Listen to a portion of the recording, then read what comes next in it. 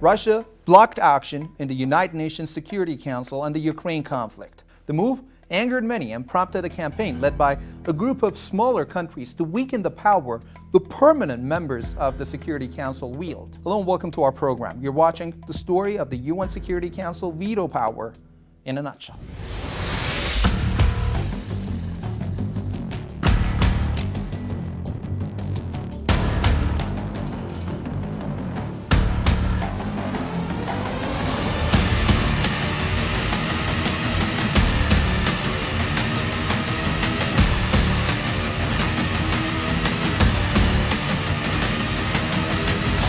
On February the 25th, the U.S. called a UN Security Council meeting to address Russia's military operation in Ukraine. Russia didn't want the meeting called at all, but 9 members of the 15-member council voted to convene.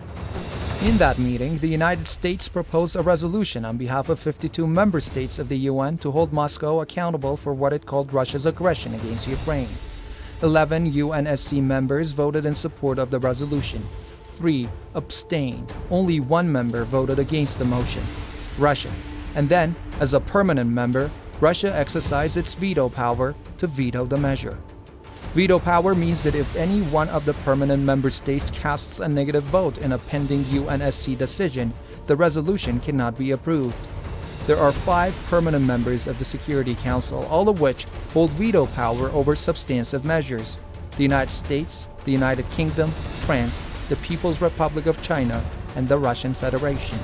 These 5, which were allies during the Second World War, were chosen as permanent members of the Security Council in 1945 on the belief that they would protect world security and prevent another world war. A key provision of the UN Charter, paragraph 3 of the Article 27, says that member states that are party to a conflict have no right in certain situations to exercise their veto power to block action in the 15-nation council. While Russia's vote was clearly a violation of the Charter, no permanent member of the Security Council was willing to challenge it.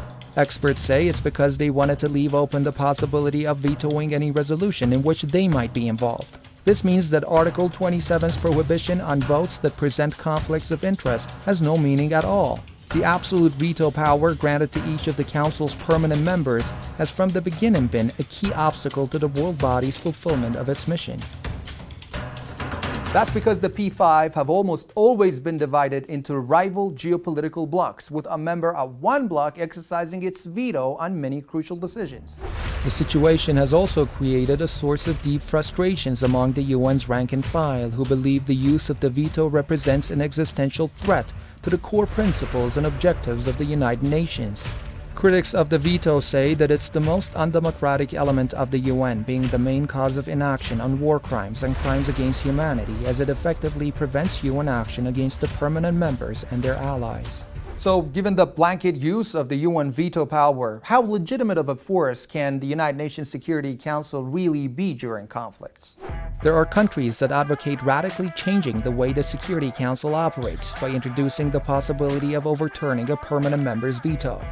This could be done by adding a clause to Article 27 that would allow a large double majority, representing, for example, at least 2/3 of member countries and 2/3 of the world's population, to override a veto.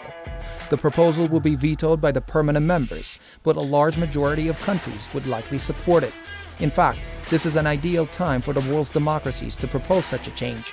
Those who claim to be in favor of fairness and democracy could seize the moment and show their determination to create a more equitable and inclusive multilateral system. The permanent members of the United Nations Security Council carry the primary burden to protect the world's peace. But if they exercise their power to do what serves them the best, the rest of the world needs to take control. World War II was a long time ago, and since then, the world has changed a lot. Even major players have changed. It's been years since member states called for removing the veto power so that the Security Council could include new permanent seats.